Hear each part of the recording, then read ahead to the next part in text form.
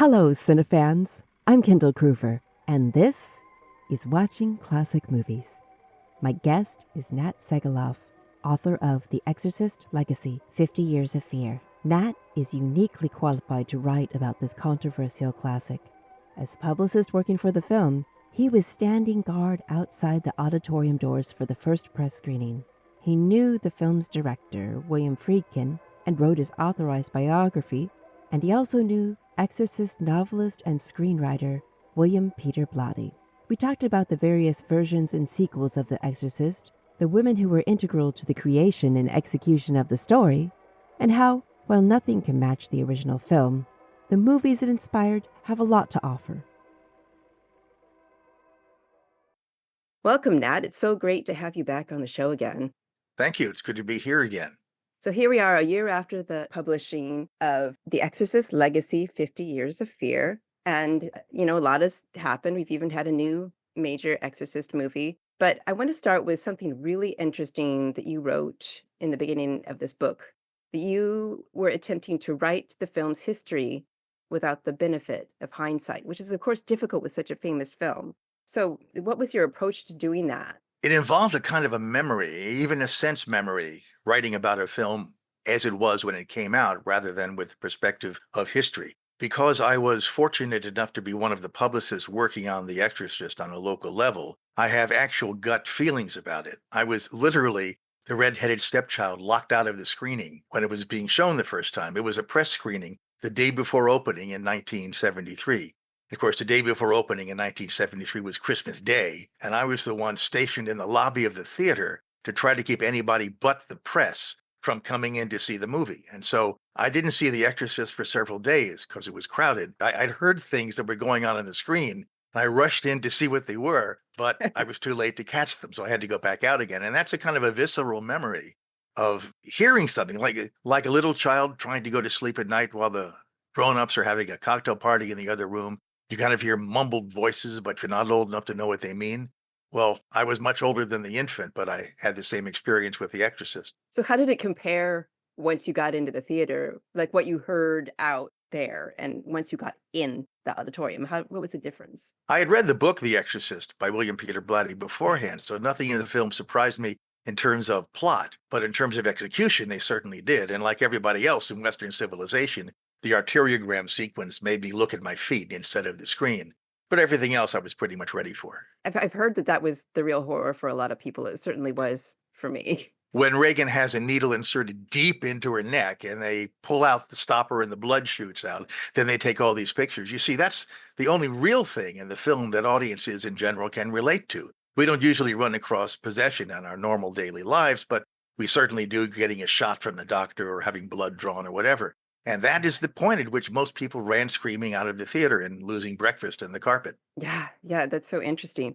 And I mean, and it's funny too, because, you make another comment about how there is a feeling of it potentially being real. I mean, that is of this being a real horror in you said that Dracula can't follow you home from the movie theater, but Satan may be waiting for you when you open the door. We're subject to 2,000 years of religious brainwashing, and that, of course, has some credibility. Also, the way the film was made, using documentary techniques and absolutely no CGI, which, of course, wasn't available back in 1972 and 73, but also using only mechanical effects, not even any special effects. Well, there's one visual effect, but everything else really happened in front of the camera, albeit for reasons other than the characters in the story felt. And the audience picks this up. The audience knows when something's fake. The audience knows that Spider-Man, for example, should really be under the animated film category. The audience knows this uncanny valley between what someone looks like on screen and whether it's a real person. And the audience certainly knew in The Exorcist, in those pre-CGI days, that it did seem real. Yeah. So even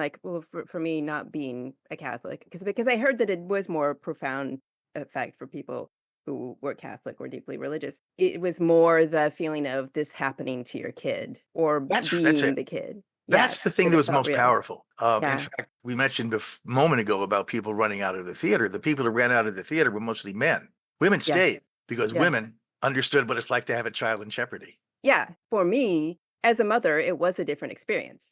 Like, I think the first time I saw it was some sort of a reissue. Yeah, when they added the spider walk, which is something you mentioned in the book, I was frightened and chilled, but deeply afraid when I saw it as a parent and realized, and you also talk about this in the book, how it really is a mother's story in a way. It's affected by mothers. It's affected by the mother of the priest in the story, and Ellen Burstyn is the mother of Regan, the child who is possessed, and also Blatty and Friedkin, and how their mothers were such an important part of their development as people. That's very true. It's almost like an old MGM movie where Louis B. Mayer wanted everybody to be a mother.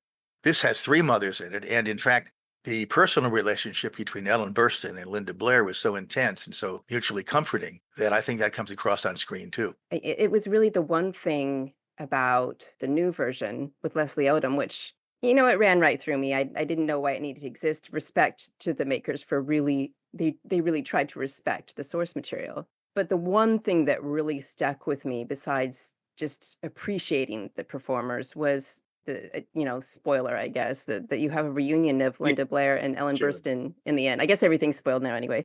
But because in that moment, you did see that the bond that they made during the original Exorcist was an enduring bond. Well, I wasn't touched that much by that one shot, that tableau, as much as I was by, and this is going to sound weird, the behind-the-scenes featurette in the special features on the Believer DVD. Oh, which I haven't seen. Okay. Very few people have, because if they didn't see the movie, they're not going to take it home with them. But I got to tell you that the special feature, which is all about that moment when Linda Blair walks onto the set, and apparently even the crew didn't know she was going to be there. Oh, wow. And it's a third camera, which is watching the filming. And you see Linda and Ellen not only play the scene, which is the first take, but also what happens afterward between them. It is absolutely, it produces tears even for a hardened film critic like me, because it's genuine. And if they had somehow achieved that in the movie, it would have been remarkable, rather than pressing the audience's buttons that have been on hold for 50 years. So the stuff was there, it just didn't reach the screen. You didn't think it did effectively enough? I don't think so. It wasn't the same thing, basically. Well, I write a lot about Believer and the other derivations in a new chapter for the paperback edition of the book. And here's the plug, which is coming out in 2025 in the summer. But I had a chance to see Believer and to go over it in some detail. And I didn't brush it off. There's some good stuff in it. Right. But I simply think the bottom line is the filmmakers bit off more than they were allowed to chew. So That's I'm hoping that the other sequels work.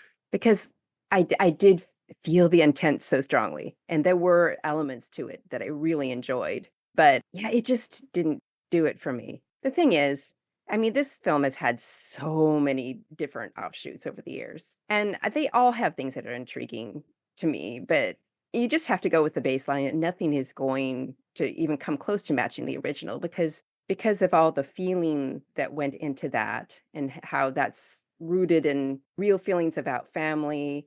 Whereas it seems like every offshoot is more telling the story and not quite as rooted in that. But I do have a lot of respect for various elements of these stories. So I wanted to know, because there's so many different versions, like what do you find the most intriguing, the most worth watching of these different versions of The Exorcist? You mean of the original Exorcist, all the different versions that Billy made, or the derivations and the prequels and the sequels? I would say let's start with the first part and then move on to the second. So what came from the original that do you like the best? The only addition I like in the original film is the stairwell sequence between Fathers Marin and Karras, where Karras asked Marin, "Why this girl?" And Father Marin said, "The point is to make us ask ourselves, how could God possibly love creatures as vile and as horrible as man?" That is the message of the film, and that is what Billy cut out, and which Bill Blatty kind of resented for decades and decades. It was put in. I don't think the spider walk or the pictures of Captain Howdy on the walls or any weird sounds add anything at all to the film, except maybe for younger audiences who haven't seen and been moved by the original. But I, like most of the people who made the original film that I spoke to, think the original film is the way it should stay forever. What do you think about directors adding things like that? Is it an interesting exercise, or do you feel like it dilutes the original too much?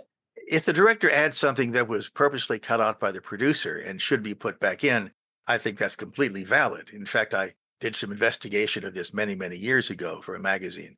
For example, if you look at James Cameron's movies, the things that he puts back in, whether it's to Aliens or Terminator 2 or The Abyss, actually help enrich and deepen the story. But what happens in some other films, because they want to fit in another showing a day in the theater, is they'll cut out. And what they'll usually cut out is the stuff that was cheapest to produce, which is usually the character introductions. And they'll keep the Right. expensive stuff in, like the set pieces. And so what you get is characters you haven't gotten to know being involved in really complex set pieces that you don't really care about. That's when a film is forcibly cut, because there are exigencies commercially and artistically for the motion picture business. If a director has full charge and can put in the scenes that he or she wants, I think that's legitimate. Well, for example, I once asked Oliver Stone why he put so much footage back into JFK, which was a long film as it was. And he said, because the human rear end can take just so much sitting in a theater. But if you're watching at home, you can put it on pause or come back to it another day. Right. So when you hear about Ridley Scott adding another 12 years to his film of Napoleon, which is to me the Napoleonic Wars told in real time,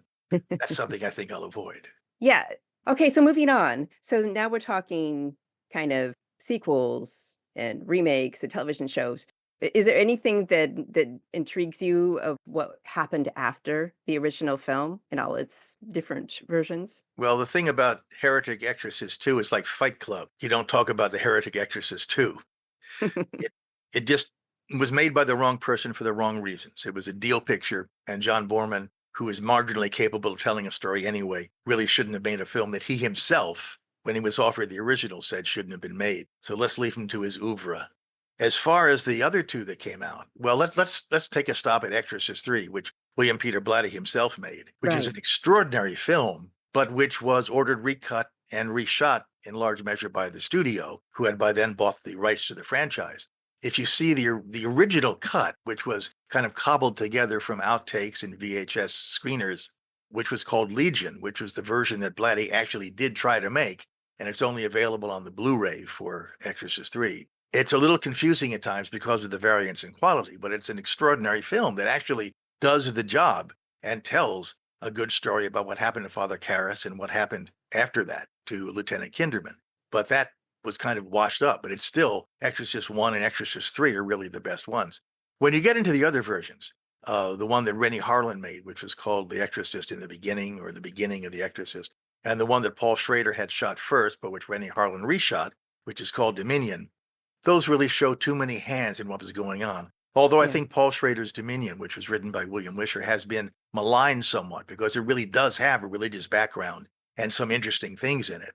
But again, you're sort of caught putting together the leavings of the first film. The Exorcist told all the story that needed to be told. Right. The other is you're just fantasias on it. It's all made up, right? I'm all for just playing with ideas, but it is a little sad to think of all the original stories that died because we were playing too much. I guess that's my feeling about The Exorcist. Yeah, if they didn't have to be Exorcist films, it could have been quite interesting. Well, I think that about 3, absolutely. Yeah. Like the original is pretty intriguing. It is, and that's one of the greatest jump scares in movie history.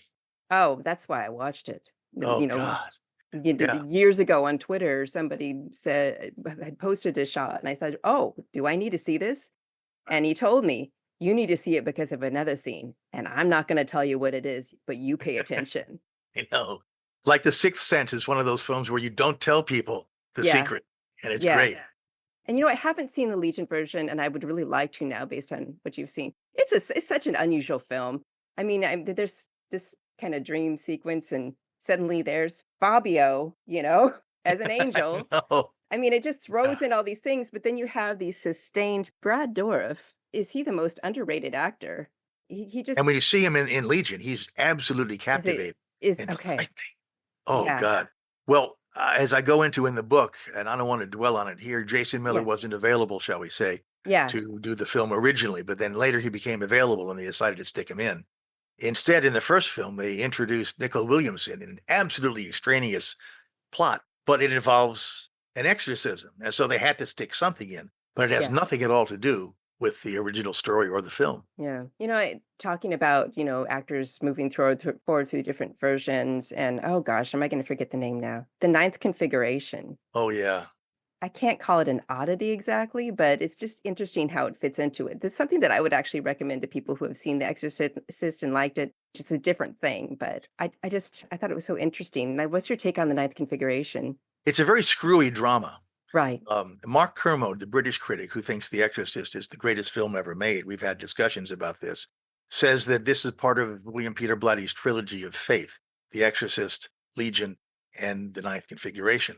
Mike Blatty, who is Bill's oldest son, strongly rejects the idea of his father having written a trilogy of faith, and it's something we'll go into in the revised book. But it's the premise of the Ninth Configuration is the nature of sacrifice, as opposed to suicide, as opposed to any other kind of self-removal. And that's, of course, part of what The Exorcist is about, too. Right. That when Father Karras jumps out the window, he sacrifices his life, which is one of the most holy things you can ever do, to save this little girl who, remember, he has never met. Yeah, he does not know her. In a regular form. All he's met is the possessed Reagan.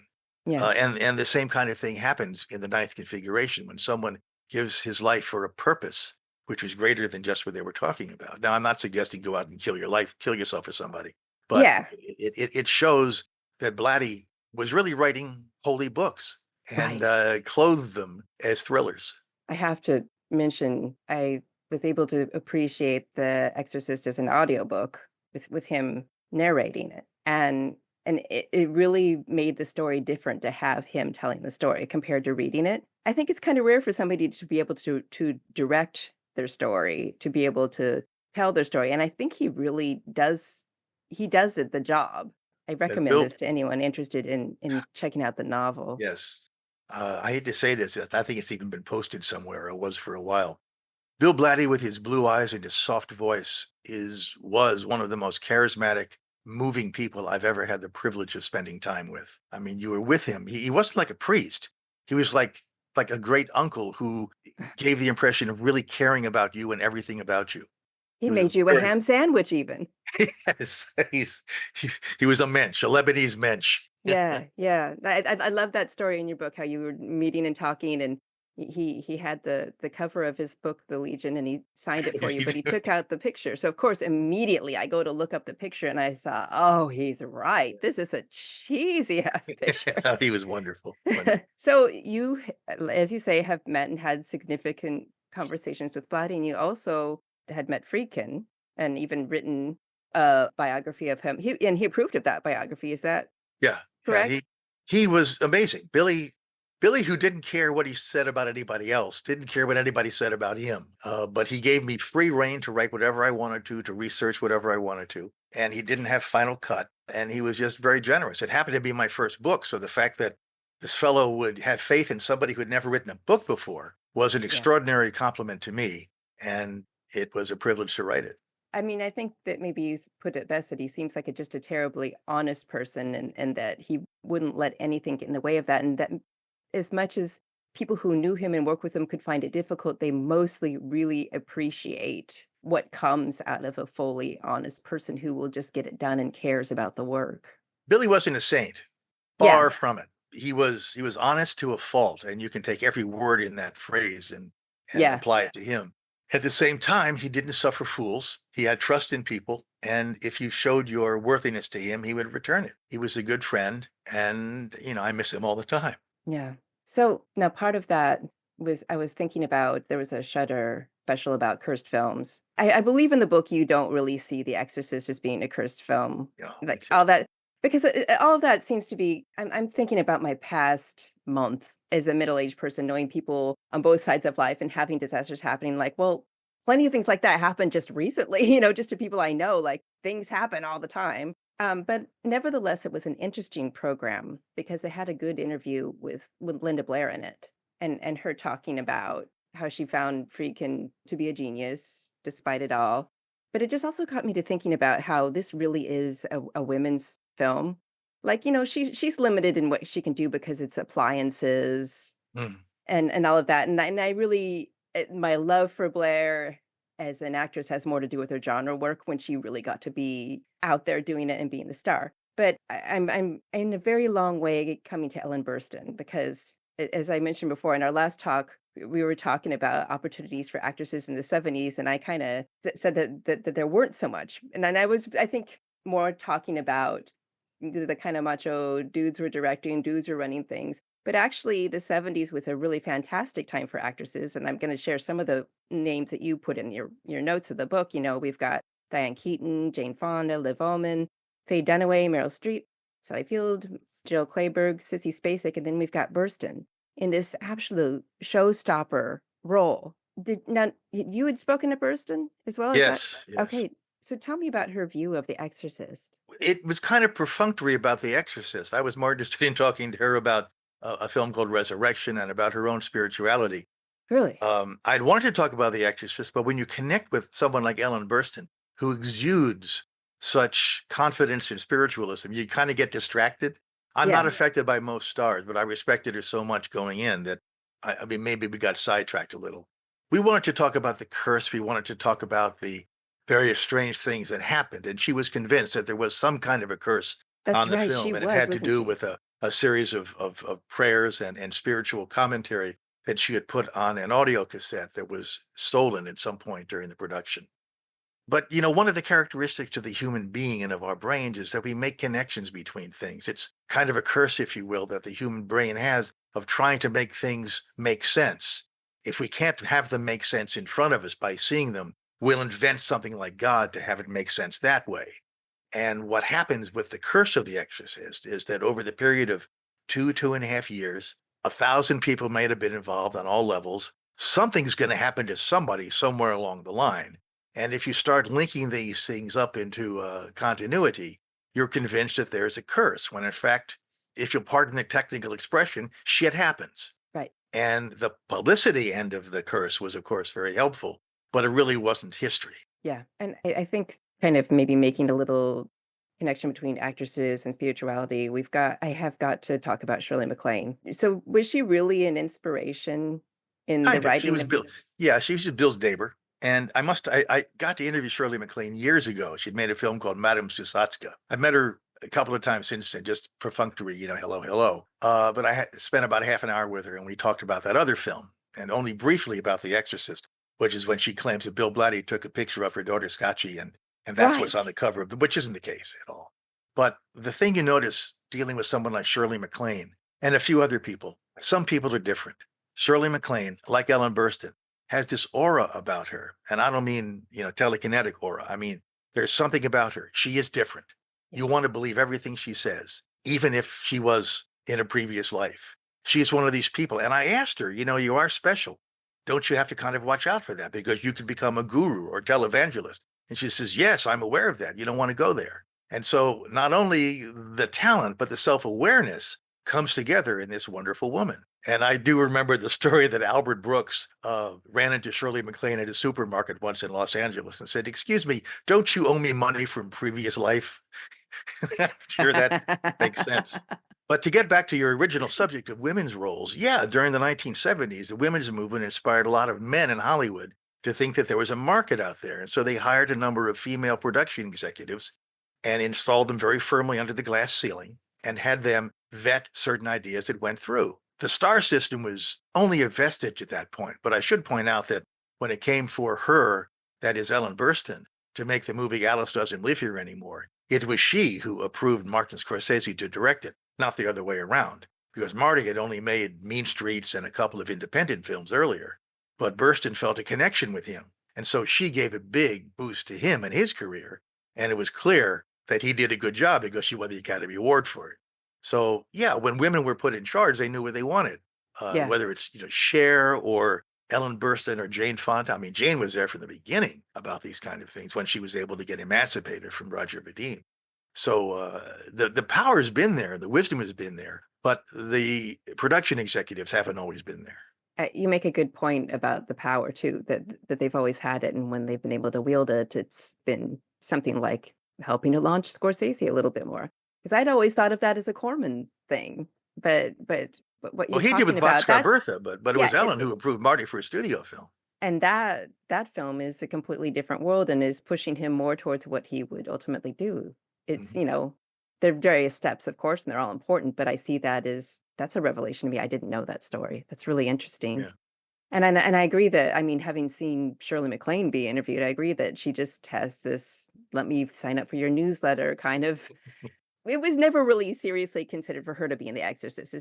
Is that correct? No, Okay. not at all. Well, for a moment, Blatty kind of suggested her because Chris McNeil is based on Shirley MacLaine. I mean, the spelling alone gives you a hint about that. Right. But she hemmed and hawed as the film was in prolonged development. And then she finally agreed to make for Paramount a film called The Possession of Joel Delaney, which came out in 1972, which kind of took the wind out of anybody's sails as far as her being in The Exorcist.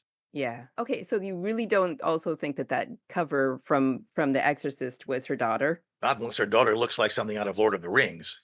Because I thought the forehead kind of did look like her, but I didn't think it looked like her exactly. Like Nobody's you would have gonna needed Photoshop to do it, and it wasn't Photoshop. So I thought, okay, it really can't be. But yeah, okay. No You don't think publisher so. is going to risk a multi-million-dollar lawsuit by taking a child's picture. Okay, that's a good point. Come on. Yeah, right. Okay, that makes sense. I will take that as the full truth then. I want to go a little more into your new version of this that's coming out, the paperback version with the extensions. Like what are people going to want to read this book for? Well, I hope it isn't because they want to see more nails in the coffin of the Exorcist believer. I don't believe in doing that. David Gordon Green was a peach in speaking to me for my original book at a time when he probably shouldn't have been speaking with anybody because he hadn't made his film yet. He was very honest and very direct, and we kind of tap danced around what it's going to be about because he hadn't been about anything at that point. We talked about how much homage he was going to pay to the original film. He spoke about his own feelings about The Exorcist. And that's what's in the current book, The Current Exorcist Legacy, as it was published by Kensington Citadel last year. The new version is going to have a very long chapter, which not only talks about the ripoffs about The Exorcist, including a Turkish remake of The Exorcist, which you don't need subtitles because you can see, based on the original movie, what's happening. Some of the dozen or so clones that happened. We're going to talk briefly about Repossessed, which was the comedy that Linda Blair made with Leslie Nielsen, which was really taking the mickey out of the film. But then we're going to settle into The Exorcist Believer, which was made by David Gordon Green, who had just redone the Halloween trilogy and was handed The Exorcist as something that he and his co-writers could do something on. It's a controversial film in the sense that it probably got the worst reviews of any movie since The Heretic, Exorcist Part 2. But I don't think it deserves all of those reviews. And what I try to do in quite a lengthy analysis is to talk about the film, what he wanted to do, how it came about, and the good points and the bad points. It's still in my typewriter at the moment, so I can't give too many specifics. I'll be speaking with some other people who have some experience about it. And I think it's going to pretty much close out the subject of The Exorcist in my life. And I'll move on to something simple like unicorns. Right. There's only so much exorcist a person can take, right? Well, we'll see about that. There's 2 more Exorcist coming out. That's David Gordon Green as well. Did he sign for a trilogy? Well, he may have signed for a trilogy, but Mike Flanagan is the one who's doing the next one. That'll be out sometime in April of 2026. And that's called Exorcist Deceiver. I don't know what the third one is going to be called. You know, it's a risk, and I got to hand it to the folks at Universal, but especially to Blumhouse, which is Jason Blum, and the Robinson brothers at Morgan Creek Productions for throwing money at this and really, really trying to make it work. They are cinematic heroes in when they see something that doesn't work, they try to make it work. It hasn't so far, but it's a franchise. I respect the effort. I feel like it's more making movies than making films. And if you look at it that way, and I think they feel that way. I don't think that that's a hurtful thing to say. I mean, that's my bread and butter, right? Stuff happens. They make me, years ago, and I'm old enough that I can say many years ago, I was talking to Anthea Silbert, who besides being a brilliant costume designer, later moved into being a production executive at United Artists, or was it Warner Brothers? And then I think later, Goldie Hawn's production partner. We were talking about a film called The Fortune, which nobody saw in the early 70s. Mike Nichols directed Warren Beatty, Jack Nicholson, Stockard Channing, and it was written by Adrian Joyce, who'd written 5 Easy Pieces. Never heard of it. The film was a disaster. It was from Columbia Pictures. Nobody had ever heard of it. And I asked Anthea, who knew all of them, what happened? And she said, I don't know. You get Nichols, you get Nicholson, you get Beatty, you get Joyce, you get Channing. These are all intelligent people. They don't do things stupid. Certainly they could make it work. Yeah. But they didn't. So you don't know what happens. You don't know what doesn't happen. Yeah. And all of a sudden a picture can come out of nowhere and, go right to the top of the charts, and no one's ever heard of anybody connected with it. So that's what makes the business interesting and also scary. There's just so many moving parts, so many people involved in the mix too. That's a good way to put it. Yeah, but I respect these filmmakers, and I'll go along for the ride. And I actually am curious to revisit Believer without having been through it, to see how I feel about it, because a lot of that has to do with the actors too, and how they were. I like Leslie Odom Jr. I thought the girls were pretty fantastic. And so I do want to see it again, even though I don't think it quite worked. Mm-hmm. And- I held off seeing it while I was doing my first slew of interviews for my book because A, I didn't want to distract anybody from selling my book, let's be honest about it, but Right. also because I didn't want to be asked solely about Believer as I knew what happened. So I would Right. rather be thought of as being ignorant than being a grouch. Mm-hmm. But Yeah. now it's different. Feeling that. Well, I suppose we could go on forever about that, but I do want to take a little time to refer to your new book. You've got a new book about pre-code movies. You want to talk about that a little bit? Oh, that. I'm a little bit slap happy by now. It's called The Naughty Bits. And if you'll hold on, I happen to have a copy in my filing cabinet. Ta-da. The Naughty Oh, Bits. And it's available on Amazon and where other fine books are sold. What I did with this one, after having my appetite whetted for the production code by writing a book about Otto Preminger's fights with the production code that eventually wound up with the destruction of the code, with his films The Moon is Blue, Man with the Golden Arm, and like that. I was given access by the Motion Picture Academy to the files of the production code administration. oh, Not everything, but enough of it that I was able to go through there like the kid in the proverbial candy store and look at all these great movies and how the code and the studio cut things out of them before they got to the screen. oh, that's And so I fascinating. put together 53 movies, which just happened to be the titles of the films that I thought were interesting, and put them into the Naughty Bits. And we'll see not only what the movie was about, how it was made, and then how it was almost unmade, and how that resonates with the history of film censorship. And then, of course, there's a copy of the production code at the end, which were I to read it to you, you would get letters.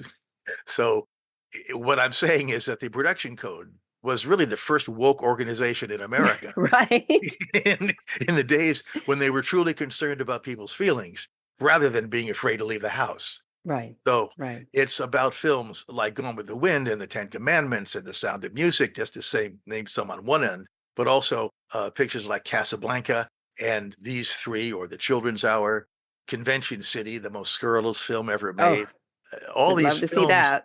we all would love to see Mhm. Convention City. It was considered so dangerous that Jack L. Warner just had every inch of it destroyed. The negative, the prints, and everything except the publicity material and the letters, which fortunately we have in the book.